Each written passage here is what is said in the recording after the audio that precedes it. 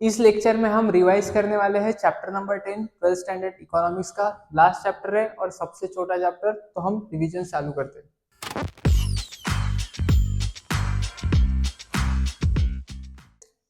सबसे पहले करेंगे एनालिसिस। एनालिसिस के लिए मैंने 3 साल के पेपर देखे हैं, 2022, 2023 और 2024। ठीक है, तीनों साल में 5 मार्क का 2022 में आया, 5 मार्क का 2023 में आया और 5 मार्क का 2024 में आया है इस चैप्टर से। तो चैप्टर छोटा है, मार्क्स का वेटेज ज्यादा नहीं है, जनरली 10 मार्क का आता है एक चैप्टर से। बस इस चैप्टर से 5 मार्क का ही क्वेश्चंस पूछे जाते हैं।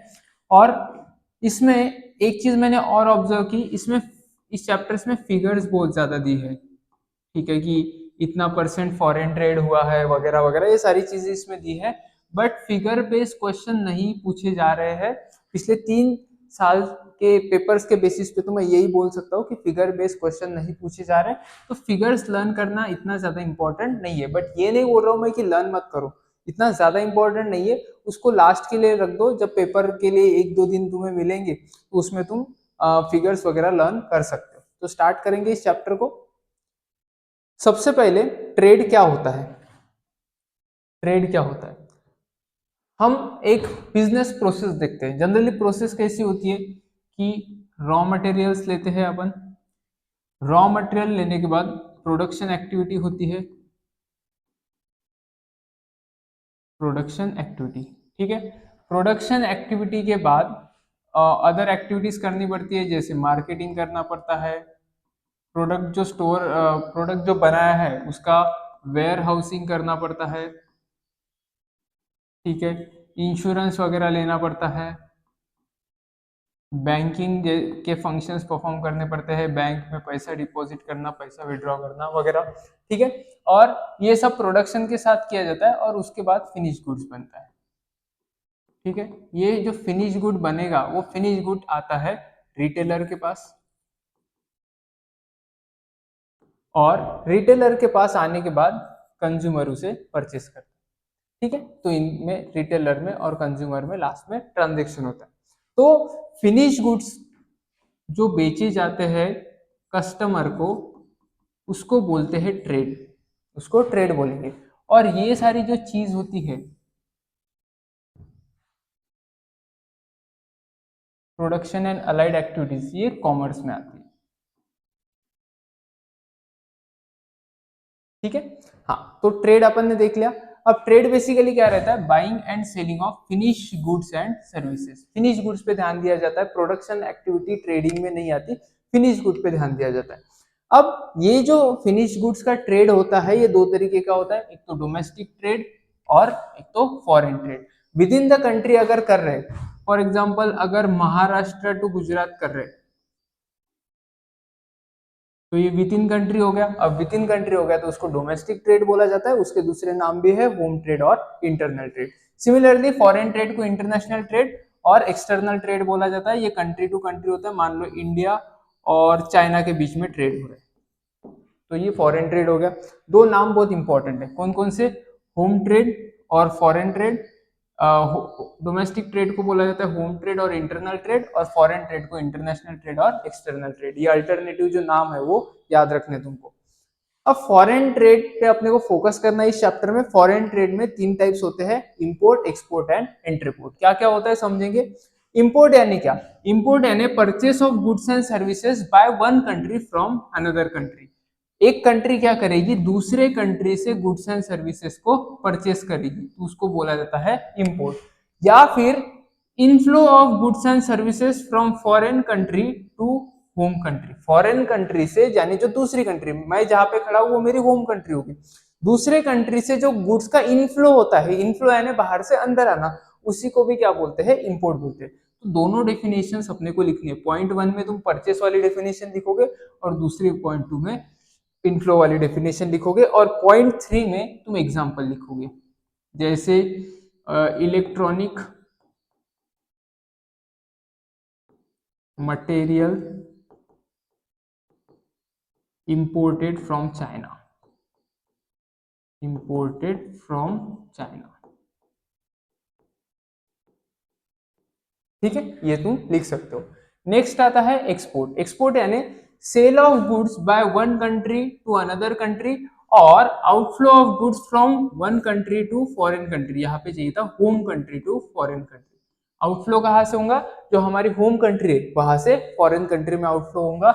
इसका भी एक एग्जांपल तुम लिख सकते हो। तो फर्स्ट पॉइंट सेल वाली डेफिनेशन, सेकंड पॉइंट आउटफ्लो वाली डेफिनेशन और थर्ड पॉइंट तुम्हारा एग्जांपल। नेक्स्ट आता है एंट्रीपोर्ट। एंट्रीपोर्ट यानी क्या कि मान लो तुम्हारी कंट्री है, तुम्हारे कंट्री में दूसरे कंट्री से तुमने गुड्स इंपोर्ट किए। इंपोर्ट करने के बाद सबसे इंपॉर्टेंट चीज, तुमने प्रोसेसिंग ऑपरेशंस परफॉर्म किए। ठीक है, उस गुड्स को मान लो तुमने कार मंगाई थी बाहर से और उसको मॉडिफाई किया। मॉडिफाई किया यानी तुमने ऑपरेशंस परफॉर्म किए और फिर तुमने उस कार को एक्सपोर्ट कर दिया। तो ऐसे केस में गुड्स तुम्हारे कंट्री में कंज्यूम हुए क्या? नहीं, बाहर से आए हुए गुड्स तुमने बाहर भेज दिए। तो इस केस में बोला जाता है एंट्रीपोर्ट। एंट्रीपोर्ट में दोनों चीजें होती है, परचेस भी करेंगे और परचेस करने के बाद सेल भी करेंगे। एक कंट्री से परचेस करेंगे, उसके बाद दूसरे कंट्री में सेल करेंगे। गुड्स या सर्विस कुछ भी चलेगा। और इंपॉर्टेंट क्या है? After performing some operations. ये अगर विकिपीडिया पे तुम देखोगे तो ऑपरेशंस परफॉर्म करना जरूरी नहीं होता कि अगर मान लो तुम्हारे पोर्ट पे कुछ गुड्स आया है दूसरे कंट्री से और कुछ दिन रुके हैं वहां पे और फिर चले गए वहां से, तो उसको भी एंट्री पोर्ट बोला जा सकता है। बट तुम्हारे बुक में ये लिखा है कि आफ्टर सम प्रोसेसिंग ऑपरेशन, इसलिए अपने को लिखना है। ठीक है, अब इंपॉर्टेंस क्या है? Role of foreign trade in India. क्या रोल है फॉरेन ट्रेड का?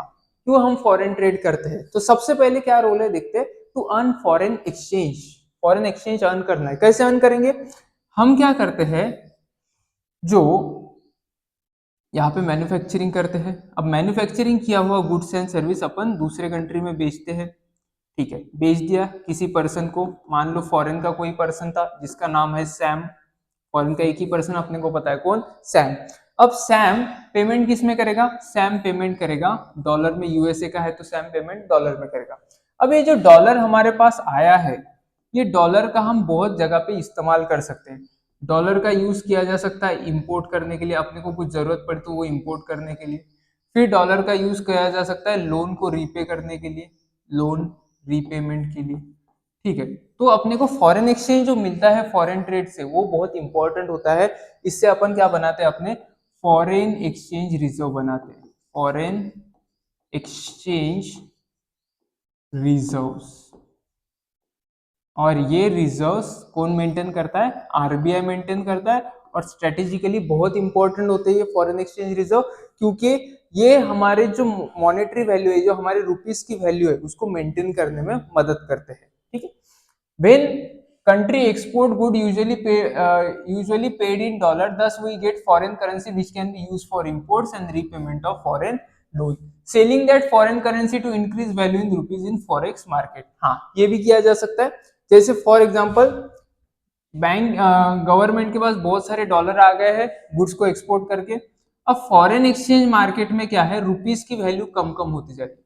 अब रुपीस की वैल्यू कम होने का एक ही कारण है कि रुपीस की डिमांड नहीं है। तो गवर्नमेंट क्या करती है? गवर्नमेंट अपने डॉलर, अपने पास जो डॉलर है वो बेचने को निकालती है, डॉलर को सेल करती है। ठीक है, और उसके बदले डिमांड करती है किसकी? रुपीस की। इससे क्या हो जाता है? इससे फॉरेन मार्केट में रुपीस की डिमांड, फॉरेन एक्सचेंज मार्केट में रुपीस की डिमांड बढ़ जाती है, जिससे जो dollar to rupee exchange rate है, वो एक्सचेंज रेट कंट्रोल में आता है या मेंटेन रहता है एक जगह पे। ठीक है, तो अपना फॉरेन एक्सचेंज रेट मेंटेन करने के लिए भी अपने को जो फॉरेन करेंसी है वो लगती है। Amount of production in country increases because more goods are produced to export and earn more profit। उससे क्या होगा कि अमाउंट ऑफ गुड्स भी ज्यादा प्रोड्यूस होंगे क्योंकि अपन एक्सपोर्ट करने वाला है। नेक्स्ट आता है इंक्रीज इन इन्वेस्टमेंट। इन्वेस्टमेंट क्यों इंक्रीज होंगी समझना, क्योंकि हमारे पास प्रोडक्शन फैसिलिटी है, ये प्रोडक्शन फैसिलिटी। ठीक है, अब ये प्रोडक्शन फैसिलिटी की एक कैपेसिटी है। मान लो 1000 गुड्स को प्रोड्यूस करने की इसकी कैपेसिटी है। अब ये 1000 गुड्स अपने कंट्री में ही बेचे जाते हैं, मोस्टली 1000 गुड्स कंट्री में बेचे जाते हैं।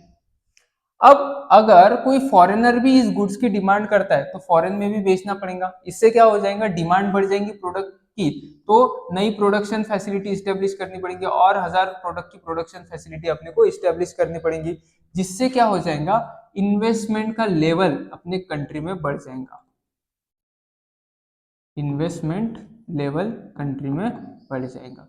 इन्वेस्टमेंट किसमें की है अपन ने, इन्वेस्टमेंट की हमने प्रोडक्शन फैसिलिटीज में। क्यों की प्रोडक्शन फैसिलिटीज में इन्वेस्टमेंट, क्योंकि अपने को गुड्स को करना पड़ा एक्सपोर्ट, एक्सपोर्ट की वजह से अपनी बढ़ गई गुड्स की डिमांड,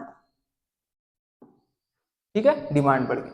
तो इसी वजह से ज्यादा इन्वेस्टमेंट किया जाता है, किसमें, मशीनरीज टेक्नोलॉजीज में इन्वेस्टमेंट किया जाता है, जिससे अपने कंट्री की टेक्नोलॉजी और मशीनरीज इंप्रूव होती है, अपने प्रोडक्शन फैसिलिटीज बहुत एडवांस हो जाती है।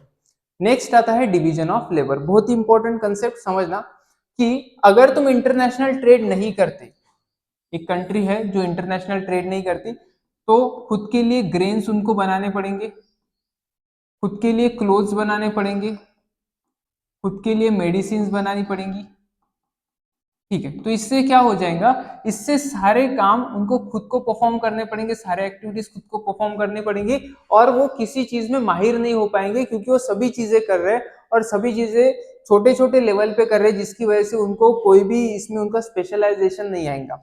बट अगर मान लो कंट्रीज फॉरेन ट्रेड करती है, तो कंट्री क्या कर सकती है, कंट्री सिंपली एक प्लान कर सकती है, ये विदाउट फॉरेन ट्रेड उसको राइस भी बनाना पड़ेगा और व्हीट भी बनाना पड़ेगा। बट अगर फॉरेन ट्रेड करती है तो जो कंट्री को एडवांटेज है, मान लो इस कंट्री को, कंट्री ए को एडवांटेज है व्हीट प्रोड्यूस करने में, तो वो क्या करेगी, वो सिर्फ व्हीट प्रोड्यूस करेगी। और कंट्री बी को एडवांटेज है राइस में, तो वो क्या करेगी, वो सिर्फ राइस प्रोड्यूस करेगी। और फिर जाहिर सी बात है, यहाँ के आदमी को भी राइस की जरूरत पड़ेगी, अगर राइस की जरूरत पड़ी तो वो क्या करेंगे, इस कंट्री में इंपोर्ट करेंगे, और यहाँ के कंट्री के लोगों को भी व्हीट की जरूरत पड़ेगी, तो वो यहाँ से एक्सपोर्ट करेंगे। तो इंपोर्ट एक्सपोर्ट से क्या होगा समझना, यहाँ पे इंपोर्ट एक्सपोर्ट हुआ, इंपोर्ट एक्सपोर्ट से ये हुआ कि ये कंट्री स्पेशलाइज्ड हो गई स्पेसिफिक गुड्स में। अब जब स्पेशलाइजेशन आता है तो प्रोडक्टिविटी बढ़ जाती है, प्रोडक्टिविटी बढ़ जाएंगी, ठीक है, इस कंट्री की भी बढ़ जाएंगी और इस कंट्री की भी प्रोडक्टिविटी बढ़ जाएगी, ठीक है। तो ये बेनिफिशियल होता है दोनों के लिए, अगर कोई स्पेशलाइजेशन गेन करता है तो दोनों कंट्रीज के लिए क्या होता है, ये चीजें बेनिफिशियल होती है। When there is no foreign trade, each country has to produce every good it requires compulsorily, whether such production is profitable or not. Wheat का प्रोडक्शन प्रॉफिटेबल नहीं होगा तो भी व्हीट प्रोड्यूस करना पड़ेगा, क्यों, क्योंकि वो नेसेसरी है सर्वाइवल के लिए। अगर तुम इंटरनेशनल ट्रेड नहीं करते हो तो ये सिचुएशन आएगी, बट अगर इंटरनेशनल ट्रेड करते हो तो क्या होगा, कंट्री को सिर्फ वही चीजें प्रोड्यूस करनी पड़ेंगी जो उसके लिए बहुत प्रॉफिटेबल है और जिसमें उसकी क्या है, प्रोडक्टिविटी बहुत ज्यादा है। और बाकी की चीजें क्या करेंगे, जिसकी प्रोडक्टिविटी ज्यादा है, जो बनाया है, वो दूसरे कंट्री के साथ एक्सचेंज करेंगे और बाकी की चीजें भी क्या कर देंगे, इंपोर्ट कर देंगे। तो इससे ग्लोबल प्रोडक्टिविटी क्या हो जाएंगी, इंक्रीज हो जाएंगी सिग्निफिकेंट लेवल से। Since country is focused on producing few goods, it gets specialized in producing that good. अब इसको क्या बोला जाता है, इसी को बोला जाता है division of labour. Division of labour का मतलब क्या है समझना, कि अगर फैक्ट्री में 3 प्रोसेस है, प्रोसेस ए, प्रोसेस बी और प्रोसेस सी, और फैक्ट्री में 3 लेबर्स भी है। अब क्या होगा कि पहला लेबर अगर पहले प्रोसेस से गुड्स को गुजारता है, फिर दूसरे प्रोसेस पे जाता है और तीसरे प्रोसेस पे जाता है और फिर फिनिश गुड बनाता है, सिमिलर चीज दूसरा लेबर भी करता है, सिमिलर चीज तीसरा लेबर भी करता है, तो उनको तीनों तरीके के काम करने पड़ेंगे, ए वाला भी काम करना पड़ेगा, बी वाला भी काम करना पड़ेगा और सी वाला। तो किसी भी वर्कर का किसी भी चीज में स्पेशलाइजेशन नहीं आएगा, और स्पेशलाइजेशन नहीं आएगा तो उनकी प्रोडक्टिविटी कभी नहीं बढ़ेगी। तो इसीलिए डिवीजन ऑफ लेबर का प्रिंसिपल बोलता है कि फैक्ट्री में जो भी वर्कर्स है उनको एक स्पेशलाइज्ड जॉब देनी चाहिए और उनको वही जॉब बार बार रिपीटेडली करवानी चाहिए ताकि उनका स्पेशलाइजेशन बन जाए। तो इसलिए इस वर्कर को सिर्फ ए जॉब करवाने को बोल दिया जाएगा, बी नाम का जॉब सिर्फ दूसरा वर्कर करेगा, वही वर्कर की स्पेशलिटी हो जाएंगी उसमें, और तीसरा वर्कर सी नाम का जॉब करेगा। तो इससे क्या हो जाएंगे, तीनों वर्कर अपने काम में स्पेशलाइज्ड हो जाएंगे और उनकी प्रोडक्टिविटी सिग्निफिकेंटली बढ़ेगी। अब यहाँ पे फैक्ट्री लेवल पे ना सोच के अपन कंट्री लेवल पे सोचे तो क्या हो जाएगा, सर ये कंट्री बी राइस में स्पेशलाइज्ड हो जाएंगी और कंट्री ए व्हीट में स्पेशलाइज्ड हो जाएंगी। जिससे उनकी ओवरऑल प्रोडक्टिविटी क्या हो जाएगी, बढ़ जाएगी। तो डिवीजन ऑफ लेबर से प्रोडक्टिविटी इंक्रीज का फायदा होता है। अब ये तीनों लेबर के बारे में सोचो, ये तीनों लेबर सालों साल एक ही तरीके का काम कर रहे हैं।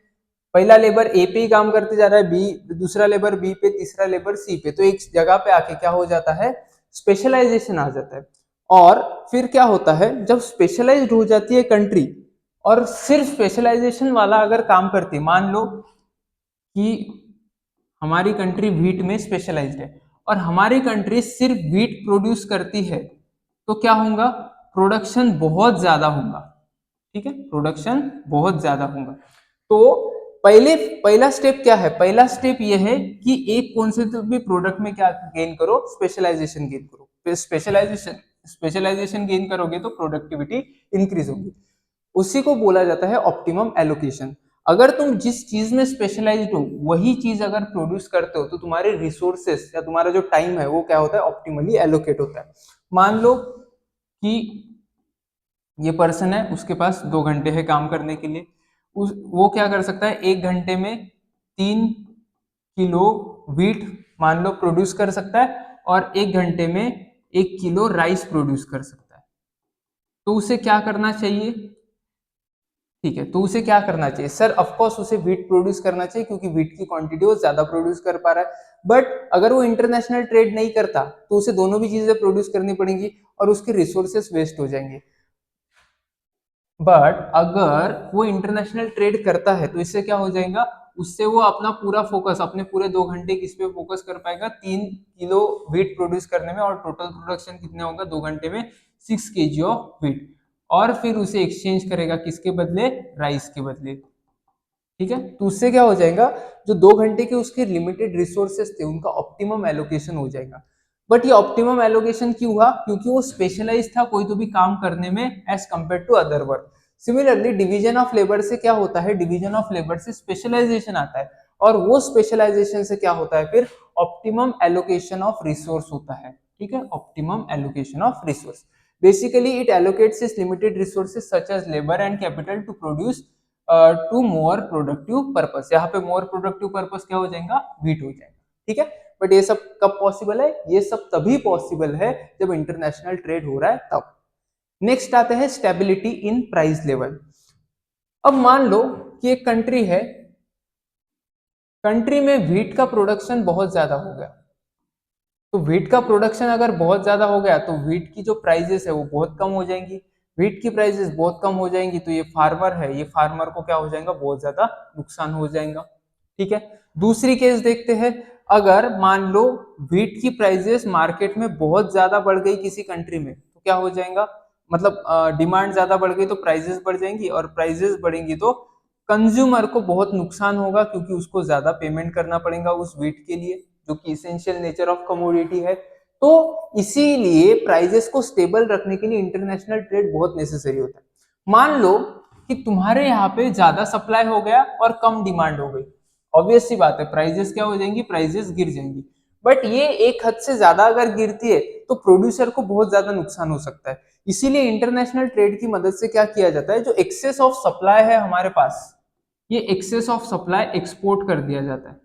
ठीक है, और जिसकी वजह से डोमेस्टिक मार्केट में एक लिमिटेड सप्लाई बच जाता है और प्राइसेस वापस एक लेवल पे आके स्टेबल हो जाती है।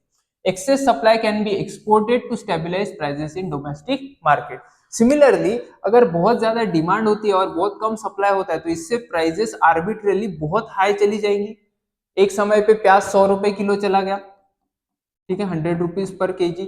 तो इस समय में क्या करें, ऐसे समय में क्या कर सकते हैं कि हमारे पास जो लिमिटेड सप्लाई है वो बढ़ाने के लिए बाहर से इंपोर्ट कर सकते हैं, और इंपोर्ट करेंगे तो वापस क्या हो जाएगा, हमारा सप्लाई स्टेबल हो जाएगा, एक लेवल पे जितना चाहिए उतना आ जाएगा, और सप्लाई स्टेबल होने से प्राइजेस स्टेबल हो जाएंगे। ठीक है, तो इंटरनेशनल ट्रेड से हम डोमेस्टिक मार्केट में स्टेबिलिटी ला सकते हैं। Shortfall in demand can be made through the import of goods and services in domestic market, import export करके। और गवर्नमेंट टाइम टू टाइम ये सारी चीजें जनरली जो ग्रेन्स वगैरह होते हैं उसमें करती रहती है कि सोयाबीन अगर ज्यादा प्रोड्यूस हुआ कंट्री में तो बाहर भेज दो। ठीक है, शुगर केन का प्रोडक्शन ज्यादा हुआ तो शुगर का जो एक्सपोर्ट है वो फ्री कर दो, उस पर ड्यूटी कम कर दो। तो ये सारी चीजें गवर्नमेंट करती रहती है एक ही मोटिव से कि मेंटेन रहे क्या, स्टेबिलिटी। ठीक है, स्टेबिलिटी मेंटेन रहनी चाहिए डोमेस्टिक मार्केट में, ये मोटिव से। नेक्स्ट आता है अवेलेबिलिटी ऑफ मल्टीपल चॉइसेस। अगर तुम सिर्फ डोमेस्टिक प्रोडक्शन करते हो तो सिर्फ तुम्हारे पास डोमेस्टिक प्रोड्यूस का चॉइस रहता है, बट अगर तुम इंपोर्ट करते हो तो तुम्हें डोमेस्टिक प्रोडक्ट का भी चॉइस रहता है और तुम्हें इंपोर्टेड गुड्स का भी चॉइस तुम्हारे पास रहता है, और इसके कॉम्बिनेशन से भी तुम क्या कर सकते हो, मल्टीपल चीजें कर सकते हो। तो तुम्हारे पास मल्टीपल चॉइसेस आ जाती है अगर इंटरनेशनल ट्रेड होता है तो।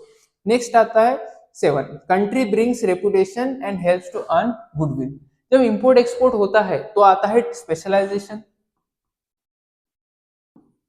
ये अपन ने देखा था, स्पेशलाइजेशन आता है। अब स्पेशलाइजेशन आने के बाद तुम्हारा जो प्रोडक्ट होता है जिसमें तुम्हारा स्पेशलाइजेशन हो गया वो बहुत हाई क्वालिटी का हो जाता है, जिससे तुम्हारी वर्ल्ड में उस प्रोडक्ट के लिए रेपुटेशन बन जाती है। जैसे जापान की रेपुटेशन है इलेक्ट्रॉनिक डिवाइसेस के लिए, सोनी कंपनी की कैमराज वगैरह बहुत रेप्यूटेड है। जर्मनी की जो ये है रेपुटेशन है वो किसके लिए है, गन्स के लिए, कार्स के लिए। रशिया रॉकेट्स के लिए। चाइना चीप इलेक्ट्रॉनिक प्रोडक्ट्स के लिए। तो सबकी कहीं ना कहीं एक रेपुटेशन बन गई है, और ये रेपुटेशन इसलिए बन पाई है ताकि वो स्पेशलाइजेशन कर गए बैठे हैं इस प्रोडक्ट में, उस स्पेसिफिक प्रोडक्ट में। और वो स्पेशलाइजेशन क्यों कर पाए, क्योंकि उन्होंने उसी प्रोडक्ट पे सालों साल काम किया है, और बाकी के प्रोडक्ट जो उनको लगते थे वो उन्होंने बाकी के कंट्रीज से इंपोर्ट किए हैं। ये हो गया इंपॉर्टेंट क्यों है फॉरेन ट्रेड अपने को। अब देखते हैं composition and direction of foreign trade. Direction मतलब गुड्स कैसे फ्लो हो रहे कंट्री टू कंट्री, गुड्स का फ्लो, ठीक है। और कंपोजिशन मतलब कौन से goods, which goods are being imported और एक्सपोर्टेड, इंपोर्टेड और एक्सपोर्टेड, ठीक है। तो ये दोनों चीजें अपने को देखनी है। पहले तो फ्लो देखनी है कि कौन से कंट्री में, मान लो कि इंडिया से गुड्स फ्लो होते हैं चाइना में, ठीक है, या फिर इंडिया से गुड्स फ्लो हो रहे हैं रशिया में, तो ये हो गया फ्लो, ये डायरेक्शन की बात हो रही है। वो कौन से गुड्स फ्लो हो रहे हैं वो कंपोजिशन की बात होगी, ठीक है। सबसे पहले क्या है फॉरेन ट्रेड का डायरेक्शन एंड फ्लो। हमारा जो फॉरेन ट्रेड है, फॉरेन ट्रेड में दोनों चीजें आती है, इंपोर्ट भी आता है और एक्सपोर्ट भी आता है। वो दिन ब दिन बढ़ते जा रहा है, ठीक है। वो कई समय पे आई थिंक 2001-2 के आसपास 17% था, 2006-7 के आसपास 25% हो गया है, और 2017 पे शायद, ये 2017 का डेटा है, 2017-18 में ये 48.8% हो गया है। अब ये 48.8%, 25%, 17.55%, ये क्या है, ये है टोटल ग्रॉस नेशनल इनकम का, यानी हमारे कंट्री में हमने जितने भी गुड्स एंड सर्विस प्रोड्यूस किए उसमें से कितने परसेंटेज ऑफ गुड्स हमने इंपोर्ट और एक्सपोर्ट किए हैं उसका डेटा है। तो मान लो अगर हमने 100 रुपए के गुड्स बनाए हैं अपने कंट्री में एक साल में, तो उसमें से अपन ने 48.8 रुपीज के जो गुड्स है वो इंपोर्ट या एक्सपोर्ट किए हैं। तो ये क्या रहता है, कंपैरिजन पॉइंट रहता, क्योंकि अगर हम एब्सोल्यूट फिगर में गिनेंगे तो हम समझ नहीं पाएंगे कि सच में कितने ज्यादा होता है। मान लो यहाँ पे मैंने लिख दिया 4000 करोड़, ठीक है, तो ये नहीं पता चल रहा है कि हाँ ये सच में ज्यादा एक्सपोर्ट है या सच में ज्यादा इंपोर्ट है, क्योंकि फिगर तो बहुत बड़ी दिख रही है, बट कंट्री के हिसाब से अपन यहाँ पे कंपेयर नहीं कर पा रहे। तो कंट्री के हिसाब से चीजें समझने के लिए अपन एक रेशियो यूज करते हैं, import export to gross national income, ठीक है। तो ये रेशियो याद रखना है, कैसा आता है, import plus export divided by gross national income. Comparison के लिए बहुत इजी होता है, और आंसर परसेंटेज में आता है तो अपन समझ सकते हैं, अपन दूसरे कंट्री के साथ इस चीज को कंपेयर भी कर सकते हैं। आगे बढ़ते हैं, 48.8 की फिगर याद रखनी है, थोड़ी इंपॉर्टेंट है। Next, increase in volume and value of trade. जैसे जैसे इंडिया इंडिपेंडेंट हुआ, इंडिया इंडिपेंडेंट होने के बाद 1947 के बाद 1991 की पॉलिसी, न्यू इकोनॉमिक पॉलिसी, और उसके बाद आज तक, ठीक है। तो हमने क्या किया, हमने ग्रोथ करते गए। 1991 के बाद फॉरेन ट्रेड में सिग्निफिकेंट ग्रोथ आई, यहाँ पे तो ज्यादा ग्रोथ नहीं थी, बट इसके न्यू इकोनॉमिक पॉलिसी के बाद बहुत ज्यादा ग्रोथ देखने को मिली। तो हमारा दोनों भी बढ़ा, हमारा वैल्यू ऑफ फॉरेन ट्रेड भी बढ़ा और वॉल्यूम ऑफ फॉरेन ट्रेड भी बढ़ा। वैल्यू यानी क्या, अगर तुम इंपोर्ट और एक्सपोर्ट करते हो 1000 क्वांटिटीज किसी भी गुड्स की, और उसकी प्राइस रहती है 20, तो उसका वैल्यू कितना हो जाएगा, 1000 क्वांटिटी इंटू 20 रुपए हो जाएगा 2 लाख शायद, ठीक है, नहीं 1000 20,000 हो जाएगा, ठीक है। तो ये 20,000 कैसे आया, 20,000 सर क्वांटिटी को मल्टीप्लाई किया है प्राइस से, तो ये 20,000 की फिगर है, उसको बोलते हैं वैल्यू। और जो क्वांटिटी रहती है, ये क्वांटिटी उसी को बोला जाता है वॉल्यूम। वॉल्यूम यानी क्वांटिटी एंड वैल्यू यानी प्राइस, टोटल प्राइस, ठीक है। तो ये दोनों भी बड़े हैं सिग्निफिकेंटली जैसे न्यू इकोनॉमिक पॉलिसी आने के बाद। नेक्स्ट आता है change in composition of export. जैसे जैसे हमारी कंट्री डेवलप होती गई, 1947 के पहले क्या था, 1947 के पहले हमारी जो गवर्नमेंट थी, हमारी गवर्नमेंट थी नहीं, ब्रिटिश गवर्नमेंट थी। तो ब्रिटिश गवर्नमेंट का एम क्या था कि ब्रिटेन को अमीर करना, उनके लोगों के बारे में सोचना। तो हमारे गवर्नमेंट थी नहीं, हमारे बारे में सोचने वाले लोग टॉप लेवल पे अवेलेबल थे नहीं। तो पहले हम क्या करते थे, पहले हम जो रॉ मटेरियल है, ऐसे रॉ मटेरियल जो ब्रिटेन को लगते हैं वैसे ही रॉ मटेरियल एक्सपोर्ट करते थे, ठीक है। जैसे जूट हो गया, कॉटन हो गया, टी हो गया, oil seed, leather, food grain, ये सभी रॉ मटेरियल है किसके लिए, इंडस्ट्रीज के लिए जो यूके में है, ठीक है।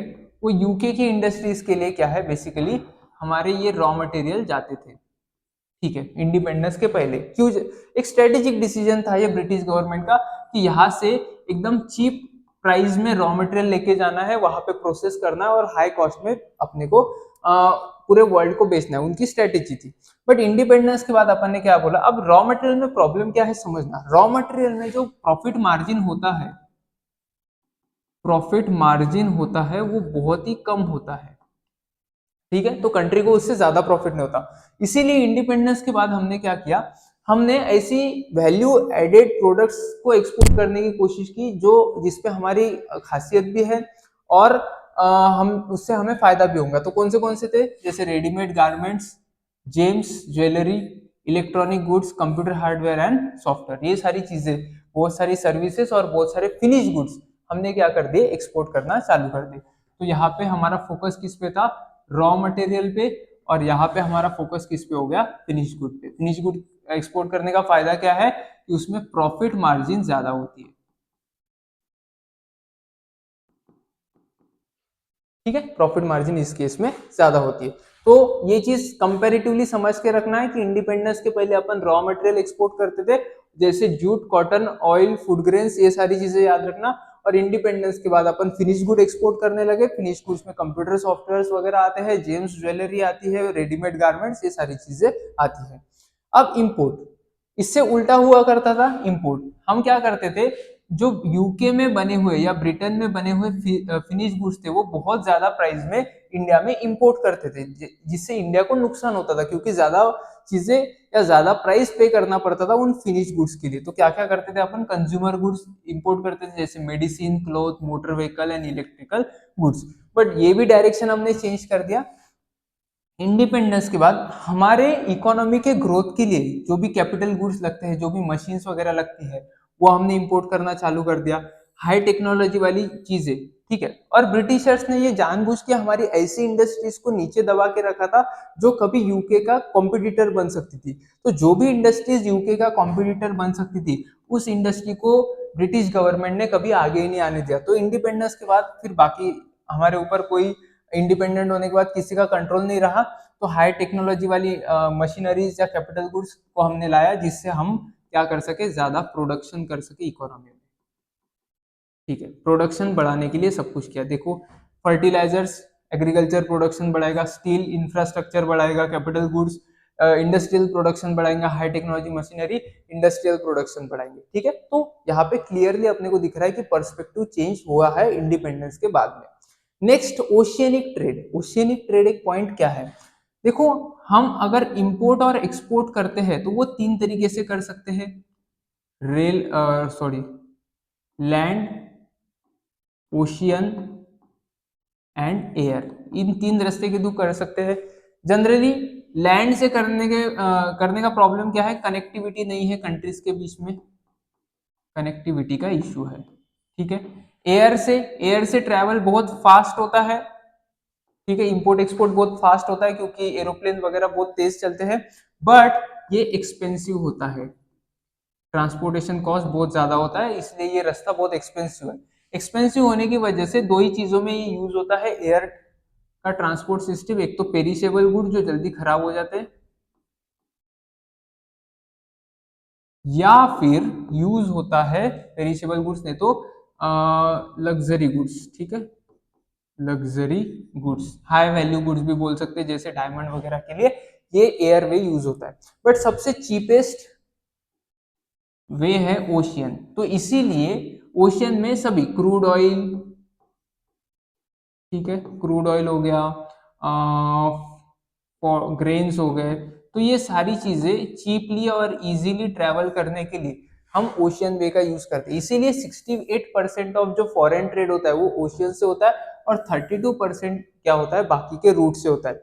उसमें से 32% में भी अगर ध्यान दे तो most of the trade air root से होता है रिमेनिंग वाला, और उससे कम होता है फिर लैंड के रूट से, ठीक है। तो लैंड से सबसे कम, बीच में एयर, और सबसे ज्यादा किससे होता है ओशियन से। ओशियन से ज्यादा होने का कारण क्या है, रिलायबल है, और सबसे इंपॉर्टेंट चीज सबसे चीपेस्ट मोड ऑफ ट्रांसपोर्टेशन है। तो मोस्टली ट्रेड कैसा होता है, ओशियनिक ट्रेड होता है, ठीक है, ये चीज याद रखनी है। Next, development of new ports. Ports यानी जहां पे शिप आके रुकती है उसको पोर्ट बोला जाता है। इंडिया ने धीरे धीरे ओशियनिक ट्रेड का रूट सबसे फीजिबल होने के कारण नंबर ऑफ पोर्ट्स भी बढ़ा दिए, जिससे ट्रेड बढ़ जाएगा सिग्निफिकेंटली। जैसे नावा सेवा बढ़ा दिया गया, ठीक है, मुंबई पोर्ट वगैरह ये बढ़ा दिया गया, इधर विशाखापट्टनम, चेन्नई पोर्ट बहुत पहले से था, मंगलुरु, पणजी, ये सारे नए नए फिर पोर्ट्स बनाने चालू कर दिए, और जिससे क्या हो गया, पोर्ट्स का नंबर ज्यादा होगा तो ट्रेडिंग ज्यादा हो सकेंगी, ठीक है। तो development of new port, direction of foreign trade. Direction of foreign trade means how goods flow into and from the country and region. Country से गुड्स कैसे फ्लो होते हैं, उस फ्लो के डायरेक्शन को क्या बोला जाता है, direction of India foreign trade, ठीक है। अब पहले इंडिपेंडेंस के पहले क्या था, हम ज्यादातर ट्रेडिंग किसके साथ करते थे, ब्रिटेन के साथ करते थे, वहीं से चीजें इंपोर्ट करते थे और वहीं पे चीजें एक्सपोर्ट भी करते थे। क्या करते थे, रॉ मटेरियल एक्सपोर्ट करते थे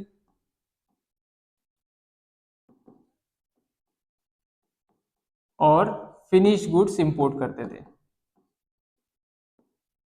ये हमारा काम था, ठीक है, जिससे हमें बहुत ज्यादा लॉस होता था। बट पोस्ट इंडिपेंडेंस के बाद हमने क्या किया, सभी कंट्रीज को एक्सप्लोर किया और सभी कंट्रीज के साथ ट्रेड करना चालू किया, जैसे जापान हो गया, जर्मनी हो गया, ब्रिटेन हो गया, यूएसए हो गया, इन कंट्री के साथ भी हमने क्या कर दिया, ट्रेड करना चालू कर दिया। अब ये जो 4 कंट्रीज है ये बुक में लिखिए, और यही तुम्हें लर्न करना है कि किस किस के साथ अपने ट्रेड करना चालू किया। पहले किसके साथ करते थे, प्रायर टू इंडिपेंडेंस ब्रिटेन के साथ, अब किसके साथ, ब्रिटेन, उसके साथ साथ यूएसए, जर्मनी एंड जापान को भी अपन ने ऐड कर दिया। धीरे धीरे हम सारे ऑलमोस्ट सारे कंट्रीज के साथ ट्रेड करने लग गए। अब हम बात करने वाले हैं इंपोर्ट्स और एक्सपोर्ट ट्रेंड की। तो सबसे पहले बात करेंगे एक्सपोर्ट की।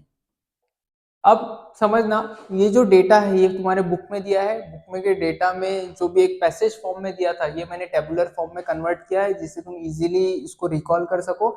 बट मैं रिकमेंड करूंगा कि लर्न करने की जरूरत नहीं, क्योंकि पिछले 3 साल के पेपर में मैंने ये देखा कि ऐसे डेटा पॉइंट्स के बेसिस पे कुछ पूछा तो नहीं गया, पर मैं कोई गारंटी नहीं दे रहा हूँ कि आगे चल के भी पूछेंगे नहीं। मैं बोल रहा हूँ कि इसकी प्रोबेबिलिटी बहुत कम है पूछे जाने की, इसीलिए इस पे ज्यादा फोकस मत करना। बाकी के इंपॉर्टेंट टॉपिक्स जो मैं बोलूंगा उस पे तुमने ज्यादा फोकस करना इस चैप्टर में।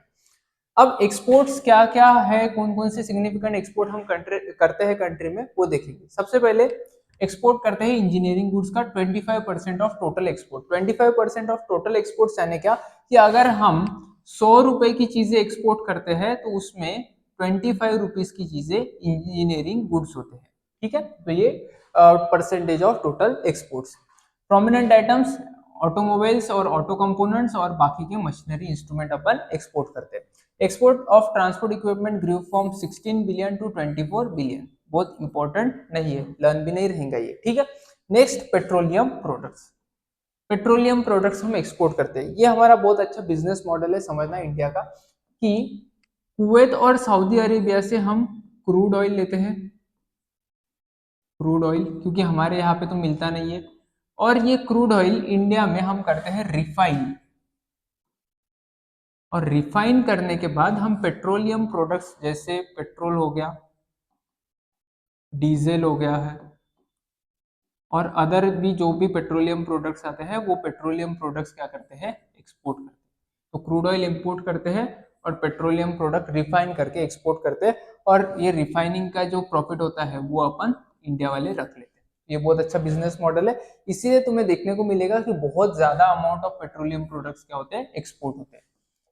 Refined petroleum products share increase from 4.3% to 20.1%. Growth बहुत ज्यादा है due to increase refining capacity since 2001 and 2। Refining capacity यानी रिफाइनरीज होती है उसकी कैपेसिटी अगर इंक्रीज होती है तो उसको इंक्रीज इन रिफाइनिंग कैपेसिटी बोला जाता है। फिर केमिकल एंड केमिकल प्रोडक्ट्स, यहाँ पे भी केमिकल प्रोडक्ट्स जैसे कमोडिटी प्रोडक्ट जैसे होते हैं, मतलब उसमें ज्यादा कुछ टेक्नोलॉजी इन्वॉल्व नहीं रहती, तो ये केमिकल प्रोडक्ट्स अपन सेल करते हैं बाहर के मार्केट में। 10.4% का उसका ये है, वेरियस केमिकल प्रोडक्ट्स है, कंसिस्टेंट परफॉर्मर है over the year. James and jewellery, इसका भी बहुत अच्छा बिजनेस है, समझना कि क्या करते हैं हम, raw diamonds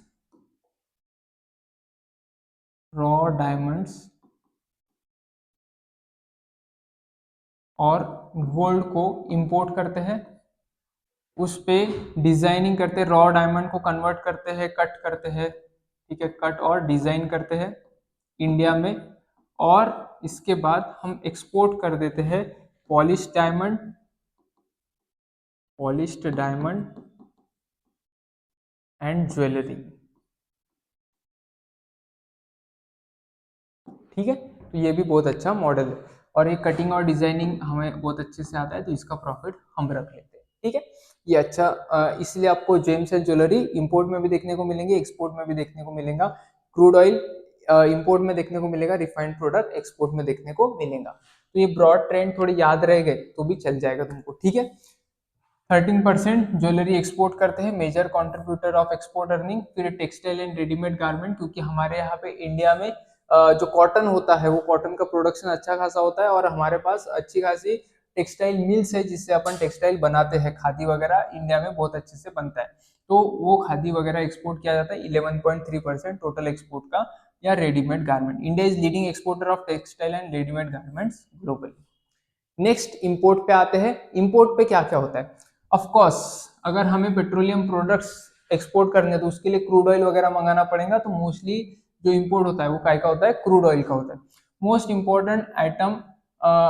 important import item pre and post reform period. Reform period यानी कौन सा, न्यू इकोनॉमिक पॉलिसी 1991 के पीरियड को रिफॉर्म पीरियड बोल रहे। तो पहले भी अपने को क्रूड ऑयल अच्छा खासा इंपोर्ट करना पड़ता था, आज भी क्रूड ऑयल अच्छा खासा इंपोर्ट करना पड़ता है। पहले जो क्या होता था, most of the crude oil जो हम इंपोर्ट करके रिफाइन करते थे वो हमें इंडिया में ही कंज्यूम करना पड़ता था, क्योंकि इतना कैपेसिटी हमारे पास था नहीं। बट धीरे धीरे हमारा कैपेसिटी बढ़ गया है, इसीलिए हम क्या करते हैं, इतना क्रूड ऑयल रिफाइन करते हैं कि इंडिया के लिए तो पूर जाता है और एक्सपोर्ट भी कर पाते हैं। ठीक है, नेक्स्ट गोल्ड। गोल्ड भी सिग्निफिकेंटली इंपोर्ट करते हैं। 13-14 में, 14 के बाद गवर्नमेंट ने क्या कर दिया, इंपोर्ट पे थोड़े बैन्स वगैरह लगा दिए, जिसकी वजह से सिग्निफिकेंट इंपोर्ट डिक्लाइन हो गया। फर्टिलाइजर्स खेती के लिए बहुत important, 1.3% decline share in import expenditure. ठीक है, ये डिक्लाइनिंग शेयर है, ये एमसीक्यू के लिए याद रखना है। ठीक है, एमसीक्यू आते नहीं, मतलब फिल इन द ब्लैंक्स वगैरह शॉर्ट आंसर्स के लिए याद रखना है। 4.1%, परसेंट याद नहीं रखना।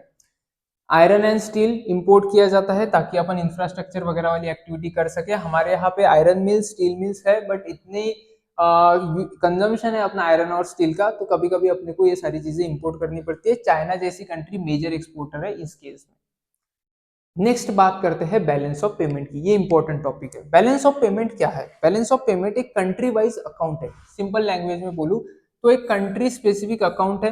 अकाउंट कितने साल के लिए बनाया जाता है सर, करंट अकाउंट, या अपन बोलते हैं जो एक्सपेंडिचर इनकम के अकाउंट्स होते हैं, नॉमिनल अकाउंट्स होते हैं, वो 1 साल के लिए बनाए जाते हैं। तो सिमिलरली ये अकाउंट भी 1 साल के लिए बनाया जाता है, 1 साल के लिए उसकी अकाउंटिंग की जाती है। इसकी जो एंट्रीज होती है वो बैंक स्टेटमेंट के अकाउंट जैसी होती है। बैंक स्टेटमेंट में क्या होता है, बैंक स्टेटमेंट में सर इनफ्लो हुआ तो क्रेडिट होता है, तो इनफ्लो यानी पैसे का इनफ्लो हुआ तो सब क्या हो जाता है, क्रेडिट हो जाता है, और आउटफ्लो हुआ तो डेबिट हो जाता है। तो सिमिलरली यहाँ पे भी इनफ्लो और आउटफ्लो दोनों भी रिकॉर्ड किए जाते हैं।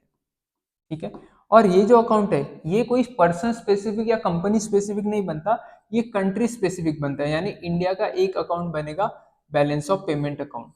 ठीक है, अब इसमें एक इंपॉर्टेंट बात यह है कि इसमें सिर्फ इंटरनेशनल ट्रांजेक्शन रिकॉर्ड किए जाते हैं। इंटरनेशनल ट्रांजेक्शन, चाहे वो किसी भी रीजन से इंटरनेशनल ट्रांजेक्शन हो, वो मैटर नहीं करता, बट अगर इंटरनेशनल ट्रांजेक्शन है तो ही बैलेंस ऑफ पेमेंट अकाउंट में उसको रिकॉर्ड किया जाता है।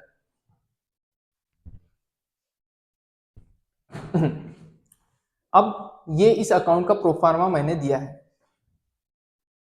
ध्यान से देखना। जो इनफ्लोज होते हैं वो क्रेडिट साइड में होते हैं और जो आउटफ्लोज होते हैं वो डेबिट साइड में होते हैं। दो टाइप के अकाउंट यहाँ पे सब डिवीजन होता है इस अकाउंट का। एक होता है करंट अकाउंट और दूसरा होता है कैपिटल अकाउंट।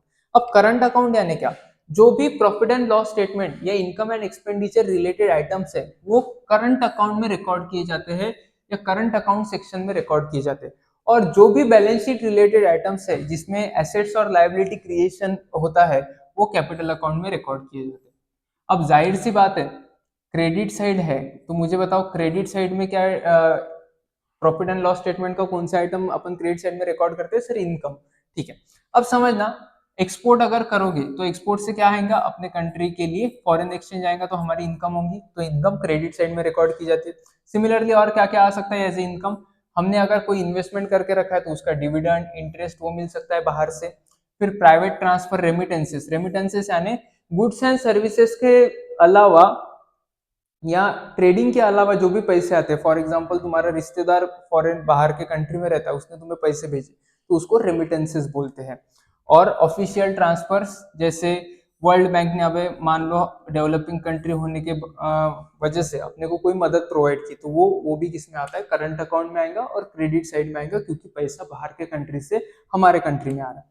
अब कैपिटल अकाउंट की बात करते हैं, जैसे मैंने बोला था एसेट साइड, सॉरी जैसे मैंने बोला था बैलेंस शीट आइटम्स यहाँ पे रिकॉर्ड होते हैं और क्रेडिट साइड है तो इसलिए जो लायबिलिटी क्रिएटिंग आइटम्स होंगे वो यहाँ पे रिकॉर्ड होंगे। जैसे मान लो foreign direct investment, foreign direct investment क्या होती है कि बाहर का कोई व्यक्ति है, मान लो यूएसए का सैम, एक ही पर्सन को अपन पहचानते हैं, उसने इंडिया में फॉरेन डायरेक्ट इन्वेस्टमेंट कर दिया, ठीक है, अपने कंट्री में।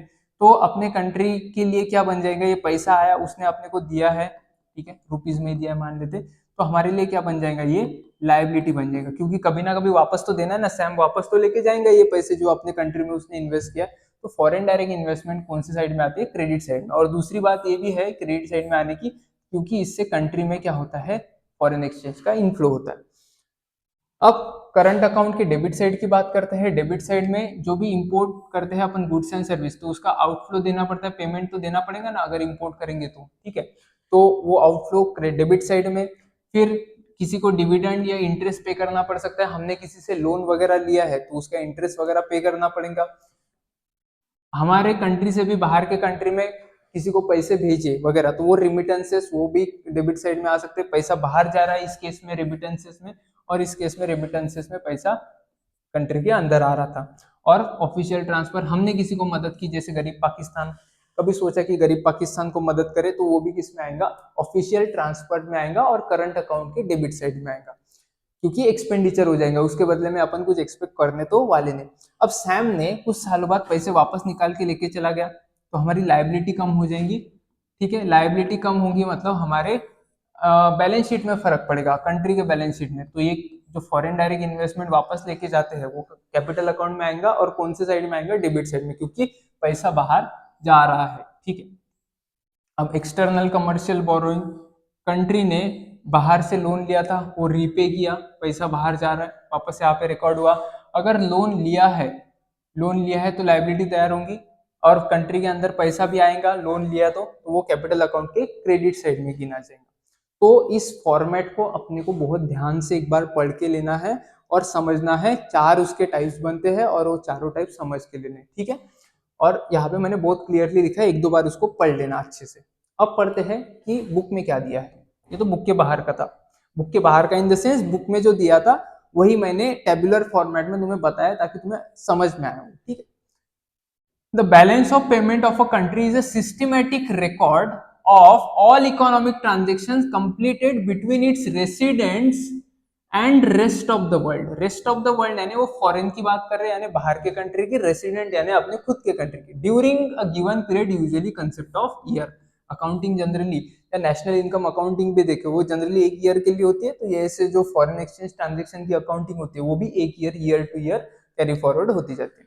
According to Ellsworth, balance of payment is a summary of statement of all the transaction between the resident of one country and rest of the world। वापस से क्या आ गया, ये आ गया हमारी होम कंट्री और ये आ गया फॉरेन। तो इसके साथ फॉरेन के साथ ट्रांजेक्शन हो रहे हैं, यानी कहीं ना कहीं फॉरेन एक्सचेंज इन्वॉल्व हो रहा है ट्रांजेक्शन में। यहाँ पे भी कहीं ना कहीं फॉरेन एक्सचेंज इन्वॉल्व होता है ट्रांजेक्शन में। अब नेक्स्ट अकाउंट आता है बैलेंस ऑफ ट्रेड। अब बैलेंस ऑफ पेमेंट अकाउंट में एक चीज ध्यान से ऑब्जर्व करना, एक चीज है एक्सपोर्ट ऑफ गुड्स और इंपोर्ट ऑफ गुड्स, ये दो चीजें।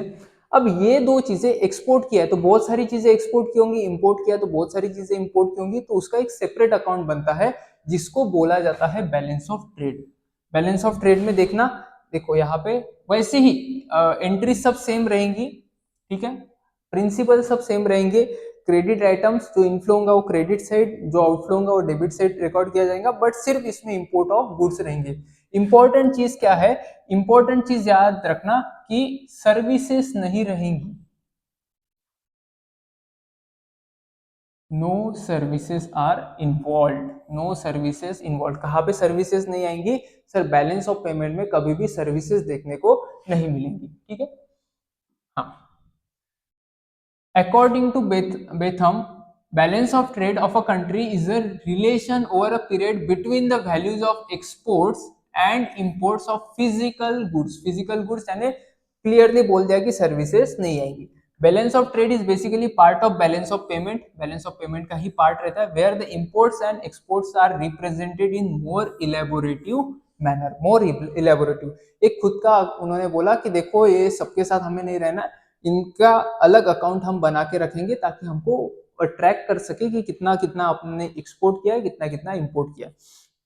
ये बैलेंस ऑफ ट्रेड जब बनाया जाता था तो सर्विसेज का इतना इंटरनेशनल ट्रेडिंग में सिग्निफिकेंस नहीं था, बट अभी सिग्निफिकेंस बढ़ गया है, तो बहुत सारे बैलेंस ऑफ ट्रेड में सर्विसेज भी गिनी जाती है, बट टेक्सचुअल पर्पस के लिए और एग्जाम पर्पस के लिए याद रखना सिर्फ गुड्स आते हैं, सर्विसेज नहीं आती है। अब अगर तुम्हारा एक्सपोर्ट से इनफ्लो बहुत ज्यादा है, मान लो इनफ्लो हुआ है तुम्हारा, इनफ्लो हुआ है $1000 का, ठीक है, और इंपोर्ट करोगे तो पैसे पे करने पड़ेंगे, तो आउटफ्लो हुआ है मान लो $700 का, तो तुम्हारे पास कितने बच गए सर, हमारे पास $300 बच गए। तो ये जो $300 बचे हैं ना, उसी को बोला जाता है सरप्लस। सरप्लस तो समझना, अगर क्रेडिट साइड ज्यादा है और डेबिट साइड कम है, यानी इनफ्लो ज्यादा है आउटफ्लो कम है, तो क्या बनेगा, ट्रेड सरप्लस। किसका trade surplus, balance of trade का ट्रेड सरप्लस, क्योंकि बैलेंस ऑफ ट्रेड में ही ट्रेड सरप्लस बनता है। बट अगर उल्टी चीज हो गई, मान लो इनफ्लो है $1000 के, ठीक है, इनफ्लो है मतलब पैसा आया है $1000 का, और आउटफ्लो हुआ है $1500 का, क्योंकि ज्यादा इंपोर्ट करने पड़े होंगे किसी कारण से, तो क्या होगा सर, $500 तो हमें ज्यादा पेमेंट करना पड़ेगा बाहर वाले को एज कम्पेयर टू जितना आया। तो ये पैसा कहाँ से लाएंगे, पहले तो ये चीज पैसा लोन से लाएंगे, तो फॉरेन करेंसी में लोन लेंगे उससे पेमेंट करेंगे, बट वो इंपॉर्टेंट नहीं, इंपॉर्टेंट यहाँ पे ये है कि ये जो निगेटिव $500 है उसी को बोला जाता है ट्रेड डेफिसिट। जब क्रेडिट साइड छोटी होती है और आउटफ्लो साइड यानी डेबिट साइड बड़ी होती है, तब क्या बनता है, ट्रेड डेफिसिट। ट्रेड डेफिसिट में हमारे पास कम फॉरेन एक्सचेंज रहेगा और सरप्लस में हमारे पास ज्यादा फॉरेन एक्सचेंज बच जाएगा। यहाँ पे हमें लोन लेना पड़ेगा, यहाँ पे सरप्लस बचेगा तो लोन रीपे भी कर सकते हैं अगर प्रीवियसली कोई लोन लिया है तो। और ये जो दोनों टर्म्स है वो किसने दी थी, सैमुअलसन ने। फिल इन द ब्लैंक्स वगैरह आ सकती है, इसलिए मैंने लिख दिया है यहाँ पे, ठीक है। और ये बैलेंस ऑफ ट्रेड रिगार्डिंग है, बैलेंस ऑफ पेमेंट रिगार्डिंग नहीं है।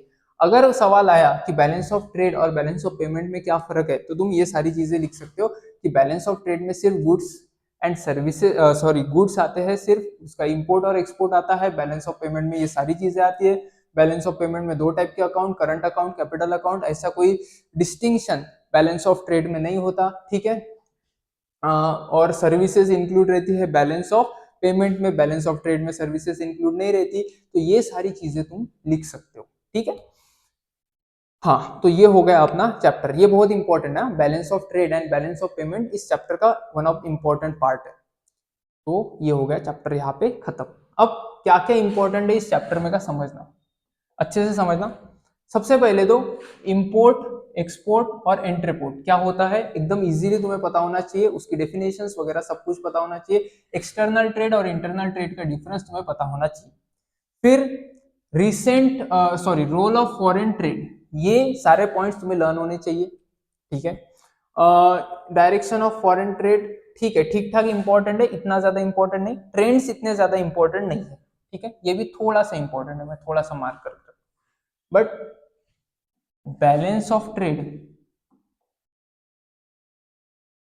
Balance of trade and balance of payment, ये दोनों चीजें भी बहुत इंपॉर्टेंट है, ठीक है। Balance of trade and balance of payment भी बहुत इंपॉर्टेंट है। तो ये तीन चीजें हैं, इस पे सबसे ज्यादा फोकस करना है। 5 मार्क का इसमें से आएगा, 5 मार्क का अच्छे से सॉल्व करना है। फैक्ट्स एंड फिगर्स ज्यादा दिए गए हैं बट उस पर ज्यादा फोकस नहीं किया तो चलेगा, क्योंकि पिछला पैटर्न ये बताता है कि कंसेप्ट पे फोकस किया जा रहा है, कंसेप्ट के बेसिस पे क्वेश्चन पूछे जा रहे हैं, ना कि फैक्ट्स एंड फिगर्स के बेसिस पे। तो तुम, ये तुम्हारा जो चैप्टर है वो पूरा ही कवर करना है अपने को, बट लास्ट में नैरो डाउन करना है इन सारी चीजों के ऊपर, ठीक है। तो ये था हमारा चैप्टर, मिलेंगे अगले वीडियो में, तब तक के लिए गुड बाय।